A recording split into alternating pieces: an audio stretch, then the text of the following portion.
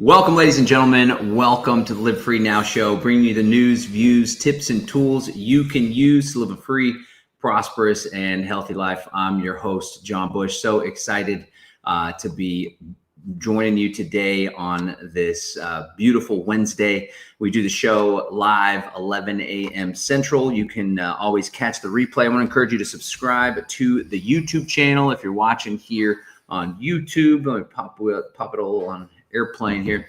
So many of you know we have a webinar coming up tomorrow. If you're watching this live, that's January 15th at 6 p.m. Central. It is the Trifecta Effect webinar, which I just founded a PMA using the Trifecta Framework. It's called Divine Purpose PMA, and really excited to be delivering this information of how you can exit the beast system and enter the private realm.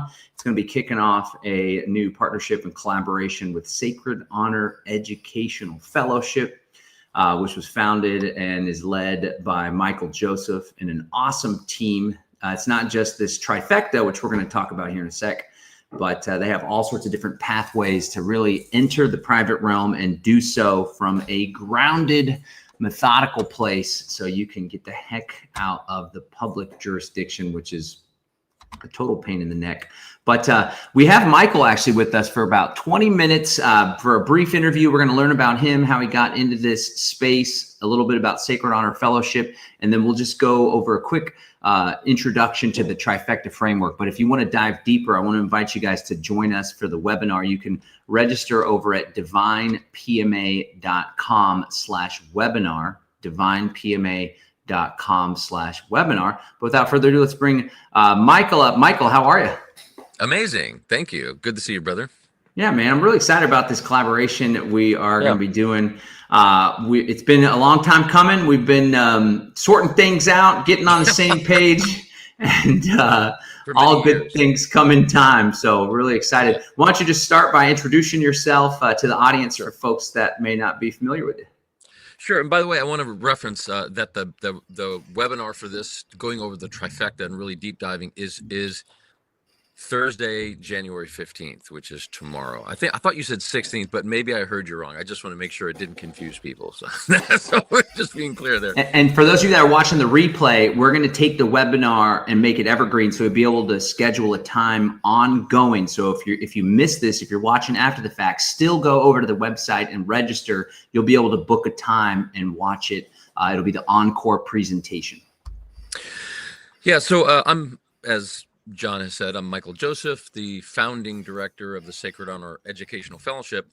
And why we came together in the fellowship was because in the sovereignty world, in the freedom world, I like to now call it self-governance, because there's been so much confusion about terminologies, and the word sovereignty has been a little bit skewed, and even PMAs and has been a little bit skewed. I'm almost at a point where I don't even say PMAs much. I just say private associations or private clubs, because there's so much confusion. However, this is just part of the turn of the tides, right? The awakening of humanity. And I feel excited and blessed to be alive during this times, to share what we share and to be part of the change and to help people move away, just help people become aware of the difference between that corporatized system, that, United States federal corporation, which has been housed, that whole commercial body and if you will, kind of contractual body, jurisdictional bodies have been enlaced over the entire world.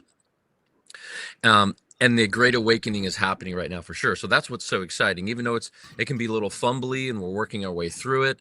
One of the things that I'd recognized some years ago is that there was a lot of great teachers out there that were sharing information. They really weren't very good teachers. They weren't really good at offering the information in a concise way to maybe teach in a cohesive way, to tap in all the different ways and methods that people learn, kinesthetically, visually, audibly. All that was missing.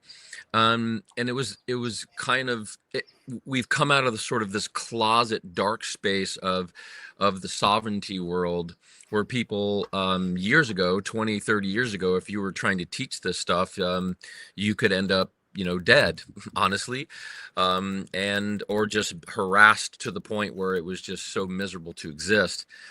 But blessingly, those beautiful people paved the way, and we're definitely standing on the shoulder of those giants who really went through it. And one of those is Marsha Ann, who will be joining us tomorrow on the webinar, and she's one of our senior fellows, or we call elders at the fellowship, and one of my key mentors in trust law. Yeah, there she is. She's amazing. She's absolutely extraordinary. So she'll be with us tomorrow. So the fellowship was kind of birthed out of in my opinion, the need for real true organization, almost academically or more oriented towards like a university style education that was really well considered in all the different ways that people learn and receive information, and create a true supportive fellowship to guide people in the awareness of what's going on in the world through the lens of commerce and contracts. So that's the public system and the private system. I call it the public ledger and the private ledger, which we'll go into a lot in the webinar. And so it was put together with that idea, and it's taken us many years to really chisel this down. And what that houses now, what the fellowship houses, is the foundation for self-governance. And it has the 4 pathways. And it's national status passport, trifecta, alloidel land, and equity. And tomorrow we're going to deep dive and get into trifecta. So the trifecta has always been the heartbeat in the center of the fellowship at large. And why is that? Because it's the 3 pieces of the trifecta is the jurisdiction of the church ministry, or your divine self, divine jurisdiction, which we're going to go into tomorrow. Really important to learn this. The trust, and a private association, a private club, an unincorporated association. Notice I'm staying away from private membership association or PMA. It's perfectly fine. They're just words that somebody put together. There's nothing you're going to find in law about it. It's just like John creating a PMA with its own title. It's just a private club. It's a private association. Yeah. So I'd like to really share that, because people get so confused and hung up thinking it has to be a PMA, a PMA, a PMA. It can be whatever you want. You're the great creator, right? So we'll share this tomorrow. So the trifecta is the heartbeat, because it's the first point of establishment where you're leaning into that divine jurisdiction with great awareness, and you start building your life in that private ledger. So you establish your jurisdiction of life within that church ministry, within your body temple, right? Which we'll share tomorrow. And then the trust is what manages all the fiduciary. So it has all the fiduciary responsibilities of everything that's on the public side. And there's a lot to learn about trusts. Trusts are very powerful instruments, and they're looked upon as a sui juris, which means of its own power, of its own right, of its own agency. And that just means that it's acting on behalf of itself, and it doesn't have something else behind it in contract forcing it to act a certain way. That's what agency looks like. That's what a police officer looks like. That's what somebody who's clothed in office looks like. Somebody who's in a uniform, or somebody who's in an office space that's under contract, under obligation of somebody else's agendas or intentions. That's somebody who's not a sui juris. So me as a living sentient being, I am sui juris. I am of my own will, my own agency, my own choices, right? I don't have anything behind me that's telling me what to do. Now, we can get into the spiritual realms of that, but I'll leave that off the table at the moment. We might talk about it tomorrow. But a sui juris as a trust means it is acting upon its own, which means it can be sued, it can sue, it can act upon itself. And whether I'm the trustee or not doesn't change the actions or what happens with that trust. If I leave as a trustee and somebody else comes in, well, the trust still exists and functions and flows based on the intention of that trust. Right. And the other thing that's great about it is the trust itself. You probably have often heard, and maybe heard John say it, that you own nothing and control everything. Well, if I'm the trustee of the trust, I don't own anything. So that means I don't have liability, but I can manage and control all the assets and everything inside that trust without me being personally liable for any of it. That's a very powerful place to be in, because if somebody comes after me or tries to sue me or whatever the case is, I don't have anything. It's all in trusts, right? But they can't sue through me to get to a trust, because the trust legally and lawfully is a separate entity. Super, super powerful to learn this. And I'm just giving you some crumbs. I'm just giving you some teasers so you can So if the interest piques you, if there's an inspiration and you've been hearing about trust, but you weren't sure, tomorrow is a great opportunity for you to lean in and learn a lot more about trust. However, we've up-leveled what we call the risk management side of things, or galvanizing it in the private side of things, a private jurisdiction, which are contracts, which you'll learn about tomorrow as well. When you went through integration. So we have the church, the trust, and the private clubs, and we teach you, and we're going to, in the fellowship, we teach you how you integrate all those together within contracts that the state is not party of, and they have no business of. They're not in that jurisdiction, and they can't do anything about it. And when you learn that, then you lean into the power of that. It doesn't mean they're not going to challenge you or try to challenge you. Your neighbor could challenge you. Your neighbor could say, hey, that's mine. You could say, sorry, bro, where's the contract that says this is yours? So your neighbor is no different than the government, other than the government is arrogant. The system is arrogant. The system is presumptuous. And they lean into that presumption. And when you are aware of that, then you start gaining more strength. And you can protect your wealth. You can protect your legacy. You can build and protect your legacy without putting it into a position for it to be leaked away through taxation, or putting your private property into a position where it can be confiscated, right? Those are the key things. And that all happens through contracts. That all happens through a lack of awareness. That all happens through our consenting it happening through contracts that we don't quite get. So these are the kinds of things overarchingly that you learn in the fellowship. And then specifically tomorrow, we're going to be talking about that trifecta. Like I said, that's the heartbeat. That's the first point where you're going to be building your life in the private, and where you might be using other parts of the fellowship to manage some existing affairs in the public. You clean up all those matters while you're building your life in the private.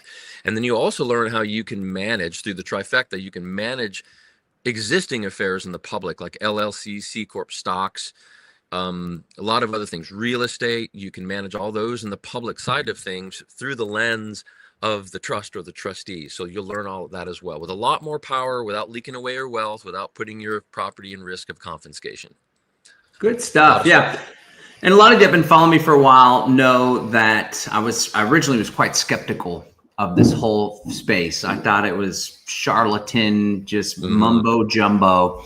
I got exposed to it many, many years ago. And a lot of the people that were conveying it, I imagine we're living in a cabin, driving a beat up pickup truck right.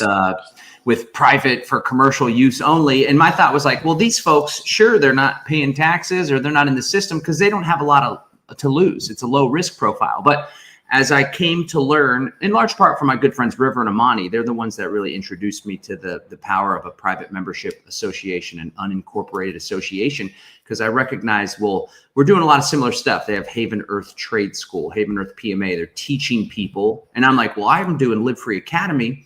They chose to do a PMA and enter into private agreements with their members. I chose to opt in to the jurisdiction of the state of Texas through a limited liability company. And of course, that comes with all sorts of rigmarole and friction. And the way I like to describe it is this trifecta framework operated in the private realm allows you to pursue your purpose with more ease and grace. You don't have the government as a business partner, for example. And so I was collaborating with someone in the past, and it turned out not to be in alignment. So I went and sought out, I went on a journey. What am I going to do? I'd like to collaborate with some folks that have a deeper knowledge. Now, I've been obsessed for the past 2 years, and especially this past year in 2025, I went real deep and bought textbooks and just gobbled up so much. But there were still some missing pieces. So I was like, what can I do? Should I go it alone and teach folks? Or maybe I could find somebody that is really grounded and really honors what this private realm, what governing your affairs privately is all about. And that's when I was like, well, what about Michael Joseph and Sacred Honor Fellowship? And turns out they are the originators of this framework. Now, of course, like you said, building on the backs of giants, but integrating the trust, the private club or PMA, right, and the ministry. You guys have done a lot of groundwork here. Can you talk about how important it is to come at this from a grounded place, not assume we have it all figured out, just rely really on trust and honoring this information, not going about it willy-nilly, because that's how you can get yourself in trouble. How important is that to you guys there at Sacred Honor Fellowship? Well, I just think that's an important tenet for life at large. And, lean in. I've it took me a while in my life. I didn't lean into my first mentor until I was in my 30s. And I now love to mentor people that are in their late teens or in their early 20s, because I believe that if I would have been mentored in my early 20s, my life probably would be in a different place. I would have excelled probably a lot earlier in my life. So it's kind of like leaning into a mentor who has been, or a group of mentors who've been doing this for a long time. So collectively within the fellowship, I am not the fellowship at large. I'm the founder and the visionary of the fellowship, but I'm not the key educator. There's a group of us that have come together that have the same heart and same vision in mind. And collectively, we have over 100 years of experience in this particular realm of law, private trusts, political status, equity jurisprudence, treaty law, land patents, all that is part of the fellowship. So yeah, leaning in to folks that not only have an idea or a theory, but it's been put to practice, and it's been chiseled, and it's always changing. It's always chiseling. It's not changing significantly at this point. We have our pulse on the movement. So the system, one of the things that we do is we track how the system wants to try to maneuver in a way that makes things a little more complicated. Like almost every 3 or 4 months, they're changing things in the banking systems, and we have to remain aware of that. They're pretty minute changes, yet they're changes. They try to trip you up in your path to make it confusing. They've come out with these reports in the FBI talking about sovereign citizen stuff, which confuses and scares people. So there's a lot of purposeful propagandized stuff out there. There's a lot of infiltration that's happened. There's a lot of misinformation, but that's life at large. So as I stated in the beginning, it's just a smart tenet of life to lean into people that have been doing it for a while, that have proven methodologies, not theories. And that's us. And we've got a lot of experience, and we're always learning. We're always refining, and we're always learning the best methods, or improving our methods of how we can be the best support for the members at large. Primarily what we do in the fellowship is support our members. We have our processes down of how we educate people. It's really more about support. So some people might have questions. Hey, well, what does the support look like? Am I just kind of on my own? The answer to that is you're as on your own as you want to be, because we have a huge support team and a lot of fellows, and there's lots of chat groups. You can always come in and keep learning and get tons and tons of support along the way. And that's really the biggest purpose. Right on. Yeah, again, guys, if you're just joining us, this is Michael Joseph. He is the founding director of the Sacred Honor Fellowship. And tomorrow, if you're watching live, that's January 15th, Thursday at 6 p.m. Central. We are going to be partnering along with Marcia and to bring you guys the Trifecta Effect webinar. You can register for free at divinepma.com/webinar, divinepma.com/webinar. All right, you got a pretty scene behind you there. I understand you got to hop off. So thanks so much. Yeah, thanks for joining us. We're going to go for like 2.5 hours. There'll be live Q&A for those of you that join us live tomorrow. So make sure you register today, and we'll be joined by Michael and Marcia tomorrow. Thanks so much, Michael. See you guys tomorrow. Blessings. Take care. Cool. There you have it, friends. I'm going to spiel here for just a little bit longer. So if you guys haven't registered, make sure you register now. divinepma.com/webinar, divinepma.com/webinar. As I shared, I was skeptical. I'm going to take these headphones off. I was skeptical of this whole private realm common law space. First learned about it in 2009 in St. Charles, Illinois, at the Continental Congress of 2009. It was the third Continental Congress. Yeah, it's pretty cool. This guy, Bob Schultz of We the People Foundation, was like, hey, the government is out of control. They're disregarding the Constitution. They're most definitely disregarding it now. It's completely irrelevant to government officials. Back in 2009, it wasn't relevant. It's less relevant now. And he said, well, a lot of people pay attention to the First Amendment rights of free speech, right to assemble, separation of church and state. But a lot of people don't know about, or at least fail to exercise the right to petition your government for a redress of grievances. And so that's when he was like, let's pull together delegates from all 50 states and have a third Continental Congress. If you're familiar with the history of the founding of the United States of America, the first Continental Congress brought together delegates from the 13 colonies to really start saying, what are we going to do about this authoritarian King George, this tyrant? And so he was like, let's organize a third Continental Congress. He actually pulled together 2 delegates from every state. I was there representing the state of Texas, along with the late, great Michael Badnarik. Total badass, this Michael Badnarik guy, RIP. I actually met the mother of my kiddos there. She was a delegate from Missouri. But it was part of this patriot movement, right? So I belong to the truth movement, the liberty movement. Now we're part of this whole exit and build movement. But the patriot movement's more constitutionalism and Second Amendment rights and a whole lot of what I call sovereignty through law. And at first, I thought a lot of this was hocus pocus, and no matter how you dot the I's or cross the T's, the government can still come after you. And I was skeptical for many years, much to my own dismay. Later on, maybe about 4 years ago or so, I met River and Amani of Haven Earth PMA, and they operate with private membership associations. Still skeptical in the beginning, but Amani slowly but surely over time won me over. I'm now a trustee with River and Amani, part of their Haven Village project. It's a 216-acre awesome property in Tennessee where the community's governed through a PMA. The land is held in trust, and it's all done under the umbrella of a ministry. There's even a Vashtu Hempel, a hemp temple there. So that's the Trifecta Framework in essence on a grand scale, functioning perfectly well, completely unmolested by government. So I started to kind of open my eyes to how useful this private realm space can be for those that are looking to pursue their God-given purpose, what I call the divine purpose, and even for folks that are looking to govern their affairs in the private without the government up in your business all the time. And so come to find out, as I learned more about this myself, there actually is a whole lot of lawful grounding. Not a whole lot. It's completely grounded in law and very legit.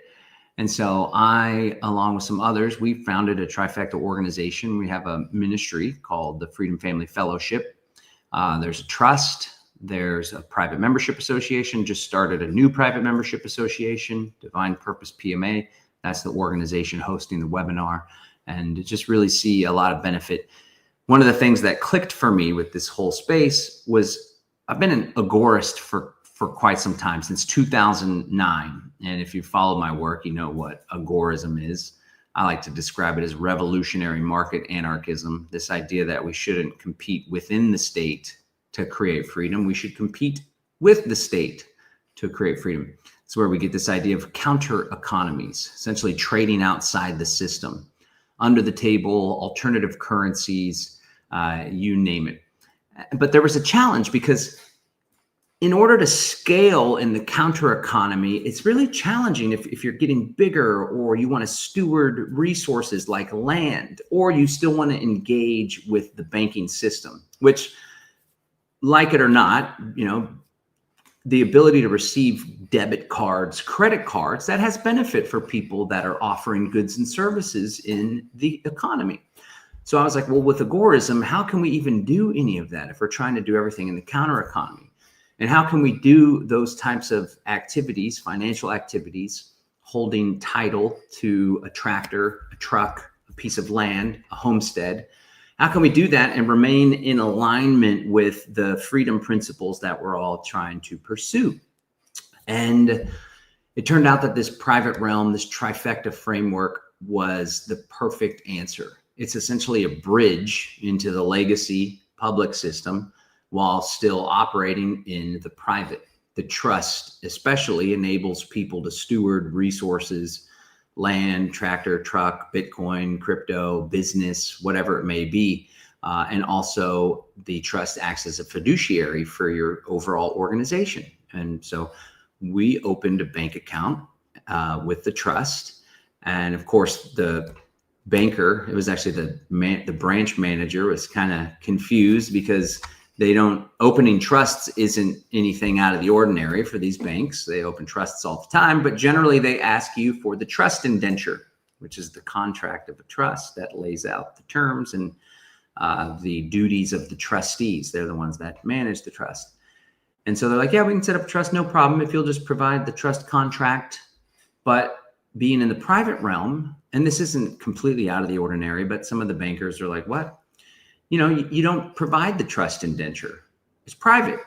In fact, most good trust indentures will obligate the trustees through a confidentiality clause. So they're duty bound to not even share anything. And that's exactly what you can communicate with bankers or public agents or even a judge, right? So they're like, oh, well, let me share this with the legal department at the bank. That's what they did. And they came back and opened the bank account and everything's operating smoothly. So it's really a great bridge between the public system and the private, or it's another way for people to engage with agorism, but still have one foot in the door to be able to have a checking account, for example.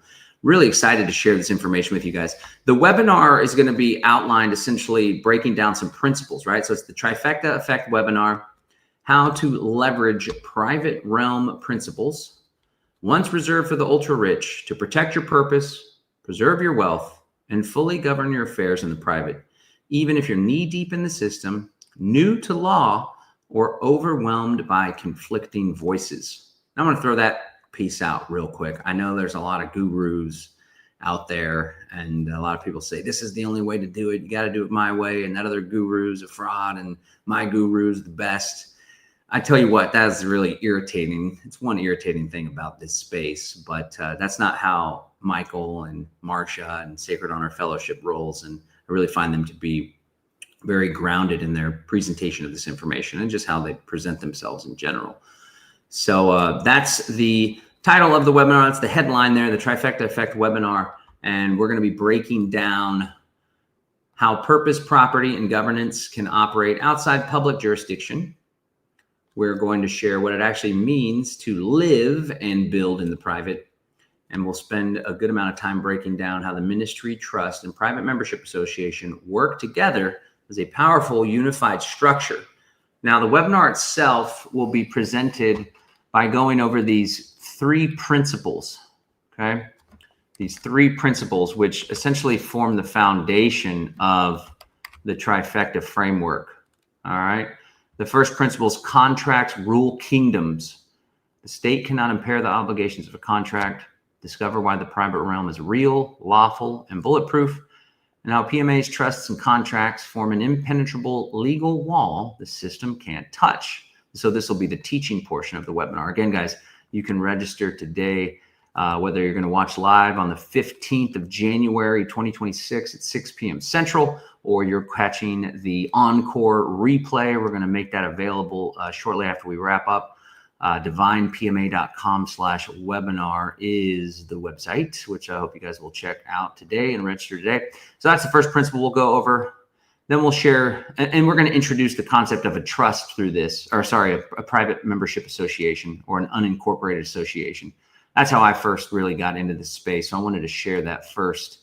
And as we'll come to find, even Article 1, Section 10 of the U.S. Constitution states that governments cannot encumber private contracts. So you have a private contract with someone, the government can't come in and interfere with that private contract. There have been some exceptions in some court rulings if there's some sort of imminent public danger, for example. But for the most part, we free people are operating with integrity, ethically, and that's usually not a worry in the least bit. So that's the first principle. That's when we'll introduce private membership associations. Then we'll share a really powerful principle: own nothing and control everything, which ironically, Janis Joplin said, freedom's just another word for nothing left to lose. All right. And the idea is if you take your assets, resources, money, crypto, whatever it may be, and it goes into a trust, you no longer own those assets, those resources. You no longer control you no longer have ownership over those assets and resources. So you have great freedom in that there's not really anything that can be taken away from you. Now, mind you, there's ways for these contractual relationships to be pierced or penetrated if you don't play your cards right and act from a grounded place of principle. Okay, friends? So that's why it's like, yeah, I learned a whole lot on my own and I'm still learning all the time. But the more you learn, the more you realize I got a lot to learn, which is why I decided to partner and collaborate with Michael and Marcia and really just lean on the body and the depth of knowledge that they have through the fellowship.